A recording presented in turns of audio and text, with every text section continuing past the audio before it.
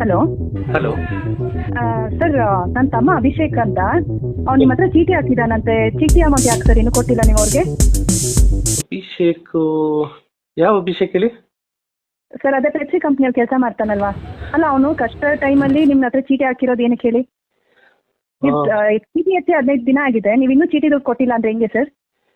ಓ, ಅವ್ರು ನಿಮ್ಮ ಹತ್ರ ನನ್ನ ಹತ್ರ ಚೀಟಿ ಹಾಕಿದ್ದಾರೆ ಅಂತ ಹೇಳಿದಾರಾ? ಹೌದು ಮೇಡಮ್, ನೀವು ಅವ್ರಿಗೆ ಏನಾಗಬೇಕು? ಸರ್, ನನ್ನ ಅವ್ರ ಅಕ್ಕ ಸರ್, ನನ್ನ ತಮ್ಮ ಅವನು. ಮೇಡಮ್, ಆಕ್ಚುಲಿ ಅವನು ನಮ್ಮ ಮನೇಲಿ ಬಾಡಿಗೆಗಿದ್ದ. 4 ತಿಂಗಳು ಬಾಡಿಗೆ ಕೊಟ್ಟಿಲ್ಲ. ನಮ್ಮ ಮನೆ ಕಾಂಪೌಂಡ್ ಅಲ್ಲಿ ಇದ್ದಿದ್ದು 40,000 ರೂಪಾಯಿ ನಾಯಿ ಮರಿನೂ ಎತ್ಕೊಂಡು ಹೋಗಿದ್ದಾನೆ. ಅವನು ನಂಬರ್ ಕೊಡ್ತೀರಾ? ಹೊಸ ನಂಬರ್ ಎಲ್ಲಿದೆ ಅವನು ಎಲ್ಲಿ? ನಿಮ್ಮ ಮನೆ ಎಲ್ಲಿ ಮೇಡಮ್? ಅಯ್ಯೋ ಸರ್, ನಮ್ಮನೆ ಹತ್ರ ಯಾಕೆ ಬರ್ತೀರಾ?